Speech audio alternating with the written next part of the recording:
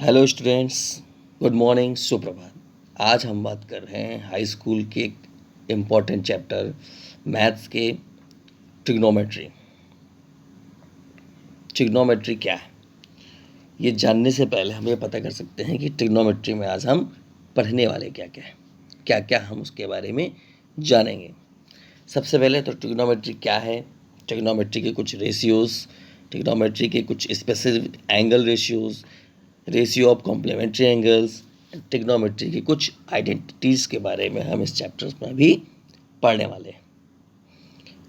Trigonometry क्या है? Trigonometry एक ऐसी स्टडी है जिसमें हम किसी भी ट्रायंगल के एंगल और साइड के बीच का रेशियो निकालते हैं, एंगल और साइड के बीच का रिलेशनशिप निकालते हैं। सबसे पहले हम बात करते हैं कि ट्रिग्नोमेट्री क्या है। ट्रिग्नोमेट्री में जो वर्ड है, ग्रीक लैंग्वेज के ट्रिग्नोन और मेट्रॉन वर्ड से बना हुआ है। ट्रिग्नोमेट्री पे ट्रिग्नोन का मीन्स होता है ट्रायंगल एंड मेट्रॉन मीन्स होता है मीज़र करना। इसका मतलब अगर हम ये कह सकते हैं कि trigonometry is the study of relationship between the sides and the angle of a triangle, ये हम इसमें कह सकते हैं। या अदर वर्ड में कह सकते हैं कि trigonometry means the science of measuring of triangles. Trigonometry हमारी एक ऐसा टॉपिक है जिसमें हम किसी भी ट्रायंगल के एंगल और साइड के बीच का रिलेशनशिप निकालते हैं। रिलेशनशिप मीन्स कि अगर आपका ट्रायंगल दिया गया है, साइड पूछी गई है, तो वो आप उसे फाइंड कर सकते हैं। अगर आपकी साइड्स दी गई हैं और ये पूछा गया है कि इनमें एंगल क्या होगा, वो आप एंगल इसमें फाइंड कर सकते हैं। ये होती है ट्रिग्नोमेट्री। अब ट्रिग्नोमेट्री को हम यूज़ कहाँ करते हैं? तो देखिए, ट्रिग्नोमेट्री हम यूज़ कहाँ करेंगे? राइट ट्रायंगल, एक ऐसा ट्रायंगल लेंगे जिसमें एक एंगल राइट हो और बाकी के दोनों एंगल एक्यूट एंगल हो। राइट ट्रायंगल कुछ इस तरीके का होता है, यानी कि आपके सामने एक राइट ट्रायंगल आ चुका है। राइट ट्रायंगल में जो सबसे लॉन्गेस्ट साइड होती है उसे बोलते हैं हम हाइपोटेनस। जिस पर भी कोई एंगल बना होता है, यानी कि जिस पर आपका 90 डिग्री का एंगल बना है, उसे बोलते हैं हम बेस। और जो एंगल आप ले रहे हैं, यानी कि थीटा, जो कि आप देख रहे हैं थीटा, इसके जस्ट सामने की साइड जो होती है, इसको हम बोलते हैं अपोजिट साइड या फिर परपेंडिकुलर। हाइपोटेनस की बात करें तो हाइपोटेनस को हिंदी में हम बोलते हैं कर्ण। बेस की बात करें तो बेस को हिंदी में बोलते हैं आधार। वहीं अगर बात करें हम परपेंडिकुलर की, तो परपेंडिकुलर को हिंदी में बोलते हैं लंब। इसी ट्रायंगल के हम एंगल और साइड के बीच के रेशियो से हम इनकी साइड्स को और एंगल को मेज़र करते हैं। यही हमारी ट्रिग्नोमेट्री कहलाती है। ट्रिग्नोमेट्री का जनरली यूजेस कहाँ होता है, ज़रा हम इस पर भी चर्चा कर लेते हैं। What is the uses of generally daily uses of trigonometry? अगर हम किसी रोड पे, यानी कि सड़क पर खड़े हुए हैं एक पॉइंट पर, और दूसरे तरफ एक बिल्डिंग है जो बहुत ऊंची है, हम बिल्डिंग की ऊंचाई को देख रहे हैं, तो क्या बिना मेज़र किए हम बिल्डिंग की ऊंचाई को पता कर सकते हैं? क्या बिना मेज़र किए, यानी कि बिना रिबन, बिना फीते, बिना स्केल के हम बिल्डिंग की ऊंचाई को पता कर सकते हैं? आंसर, जिसे ट्रिग्नोमेट्री नहीं पता, वो कहेगा नहीं। आप स्केल लाइए, आप एक मीटर लाइए जिससे हम नाप सकते हैं और हम बिल्डिंग की ऊंचाई को नाप लेंगे। लेकिन ऐसा नहीं है। ट्रिग्नोमेट्री में ये ऐसा संभव है। ट्रिग्नोमेट्री पे हम बिल्डिंग ऊंचाई को दूसरे पॉइंट से पता कर सकते हैं। हम जब कहीं खड़े होते हैं तो हमारी आँखें बिल्कुल स्ट्रेट होती हैं, और जब किसी भी चीज़ को हम ऊंचाई पे, गहराई पर देखते हैं, तो एक स्ट्रेट लाइन, यानी एक नॉर्मल एक्सिस के बीच में हमारी आँखों में भी एक एंगल क्रिएट किया जाता है। अगर हम इस ट्रायंगल में थीटा की बात करें, तो अगर हम बेस को खुद की आँखों का एक मान लें नॉर्मल एक्सिस, तो थीटा की जो लंबाई है वो हमारे आँखों के उठने की यानी कि पलकों के बीच के एंगल की लंबाई हो जाएगी। और उस रिलेशन से हम आपकी बिल्डिंग की ऊंचाई को माप सकते हैं। कैसे? बात करें थीटा क्या है, तो देखिए थीटा ग्रीक अल्फ़ाबेट का 8th अल्फ़ाबेट है। थीटा यहाँ पर सिर्फ और सिर्फ एक एंगल को रिप्रेजेंट कर रहा है। थीटा की कोई परस्पर वैल्यू नहीं होती, सिर्फ हम मान लेते हैं। सपोज दैट हम जैसे मानते हैं let this side will be x, तो हम यहाँ पर मान लेते हैं कि दिस एंगल इज थीटा या फिर अल्फ़ा। थीटा क्या है? ये ग्रीक अल्फ़ाबेट हैं और इनका जो 8th अल्फ़ाबेट आपके सामने दिख रहा है वो है थीटा। अब बात करें इस ट्रायंगल पे। देखिए इस ट्रायंगल पे आपके सामने हमारे पास 6 ट्रिग्नोमेट्रिक रेशियो होते हैं: sine, cosine, tangent, cotangent, secant and cosecant. यानी कि sine theta, cos theta, tan theta, cot theta, sec theta and cosec theta. कैसे होता है? साइन थीटा मीन्स होता है perpendicular upon hypotenuse. Cos theta equal होता है बेस अपॉन हाइपोटेनस। और टेन थीटा इक्वल होता है परपेंडिकुलर अपॉन बेस। स्टूडेंट्स, अगर आप ये 3 ही लर्न कर लें तो बाकी के 3 आपको बड़ी आसानी से लर्न हो जाएंगे। कैसे? तो बताते हैं। ऐसे टेन थीटा की बात करें तो इसका जस्ट अपोजिट होता है कॉट थीटा।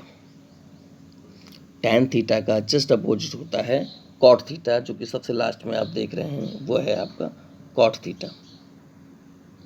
बात करें tan theta perpendicular upon base, तो वहीं सबसे लास्ट में कॉट थीटा देखिए बेस अपॉन परपेंडिकुलर, यानी कि जस्ट अपोजिट, उल्टा।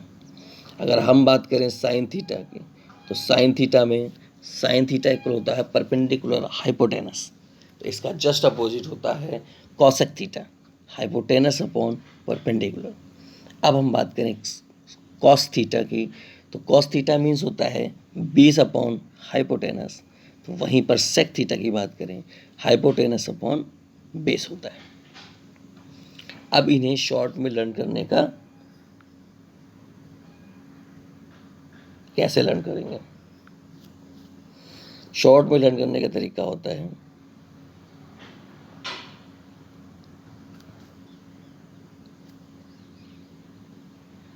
स्टूडेंट, जो फॉर्मूला बनता है वो बनता है P B P upon H H B. ये आपके सामने एक फॉर्मूला बन रहा है। पहला जो वर्ड है वो है साइन, यानी कि परपेंडिकुलर अपॉन हाइपोटेनस। दूसरा जो इंडिकेट कर रहा है वो कर रहा है कॉस बेस अपॉन हाइपोटेनस। और तीसरा जो इंडिकेट कर रहा है वो कर रहा है tan theta perpendicular upon base. Cot निकालना है तो टेन वाले को जस्ट अपोजिट कर दीजिए बेस अपॉन परपेंडिकुलर। अगर हम बात करें सेक थीटा को, तो कॉस को अब उल्टा कर दीजिए हाइपोटेनस अपॉन बेस। और हम बात करें अगर साइन थीटा की, तो उसको हमें क्या करना है, हाइपोटेनस को हमें जस्ट अपोजिट कर देना साइन को, हाइपोटेनस अपॉन परपेंडिकुलर। अब हम बात करते हैं नेक्स्ट टॉपिक की। नेक्स्ट टॉपिक है आपके पास ट्रिग्नोमेट्रिक कुछ आइडेंटिटीज़ हैं, उनके हम बात करते हैं। सबसे पहले हम चलते हैं, देखिए सेक थीटा इसमें दिया गया है। Sec theta is equal to होता है 1 upon cos theta, cosec theta equal होता है 1 upon sine theta and cot theta equal होता है 1 अपॉन टेन थीटा। कुछ इधर भी होते हैं, टेन थीटा इक्वल होता है sine theta upon cos theta और कॉट थीटा इक्वल होता है आपका cos theta upon sine theta. Identities में हम चलते हैं तो sine square theta plus cos square theta equal होएगा 1, tan square theta plus 1 equal sec square theta and 1 plus cot square theta equal होता है कॉसेक स्क्वायर थीटा। इन्हीं की ये प्रूविंग यहाँ पर दी गई, ये आपकी इनकी बुक की प्रूविंग दी गई। अब हम बात करते हैं कॉम्प्लीमेंट्री एंगल्स की। कॉम्प्लीमेंट्री एंगल यानी कि साइन थीटा को हम क्या लिख सकते हैं, तो साइन थीटा को हम लिख सकते हैं sine 90 minus theta. Sine 90 minus theta अगर हमने लिख दिया है तो उसकी वैल्यू क्या होगी, साइन 90 माइनस थीटा इक्वल होता है कॉस थीटा।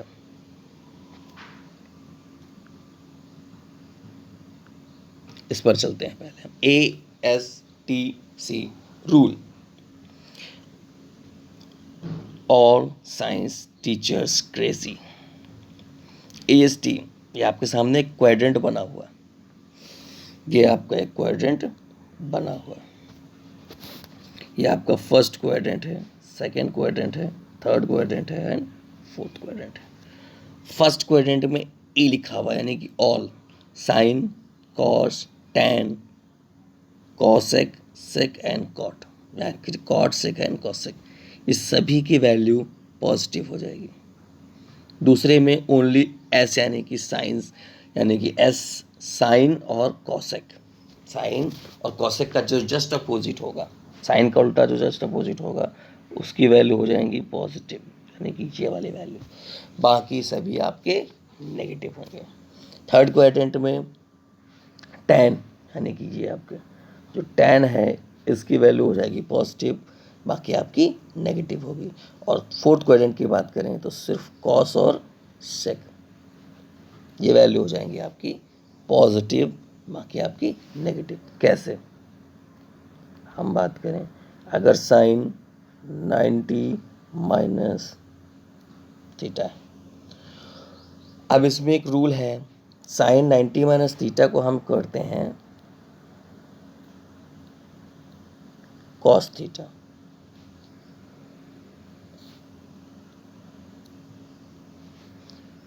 करते हैं हम कॉस थीटा, पॉजिटिव आएगा क्योंकि साइन 90 मतलब 90 से ये आपकी जो है ये डिग्री है आपका 90, और 90 माइनस थीटा मतलब है कि ये इसी क्वाड्रेंट में होगा, ये आपकी इस क्वाड्रेंट में ही होगा। फर्स्ट क्वाड्रेंट में सभी के सभी पॉजिटिव होते हैं, तो क्या हो जाएगा आपका कॉस थीटा आपका पॉजिटिव हो जाएगा। अगर हम बात करें टैन 90 माइनस थीटा, अगर हम बात करते हैं tan 90 minus theta,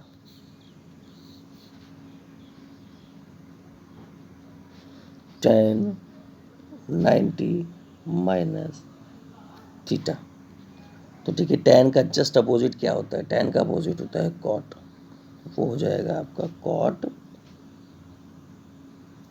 theta, right. Tan का कॉट होता है, कॉट का टैन होता है। अगर हम बात करते हैं कॉट 90 माइनस थीटा, तो यहाँ पर हमने टैन को कॉट कर दिया और कॉट को टैन कर दिया, यहाँ पर हो जाएगा आपका कॉट और यहाँ पर हो जाएगा आपका टैन,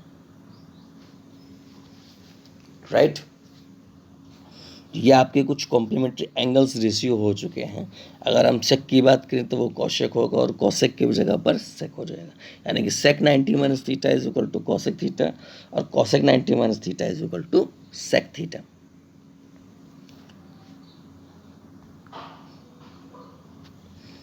अब कुछ एंगल की वैल्यू देख लेते हैं, जैसे कि साइन 0 की वैल्यू, साइन और साइन 30 की value 1/2, sine 45 1/√2, sine 60 √3/2, sine 90 is 1। यानी आपको सिर्फ और सिर्फ यहाँ तक लर्न करना है फिलहाल, और अगर इनमें भी आपको लर्न करना है तो सिर्फ और सिर्फ 3 वैल्यू लर्न कर लीजिए, ये 3 वैल्यू, बस इतना, क्योंकि साइन का जस्ट अपोजिट होता है आपका कॉसेक। साइन 0 की वैल्यू 0, तो कॉसेक 0 की वैल्यू अनडिफाइंड, वो कैसे, देखिए साइन 0 इज इक्वल टू 0। अब हमने कह दिया कि कॉसेक जो है ये इसका जस्ट अपोजिट होगा, तो अगर हम इसका जस्ट अपोजिट करेंगे तो 1/0 हो जाएगा, 1/0, और 1/0 जब 0 से किसी चीज़ को डिफाइन करते हैं तो आंसर आ जाता है आपका इन्फिनिटिव या फिर अनडिफाइंड, हम उसको फाइंड नहीं कर सकते। नहीं समझोगे एक और एग्जांपल लेके हम आपको समझा देते हैं। साइन 30 की वैल्यू बता दीजिए। तो साइन 30 की वैल्यू आपके सामने दी गई है 1/2। साइन 30 की वैल्यू दी गई है आपके सामने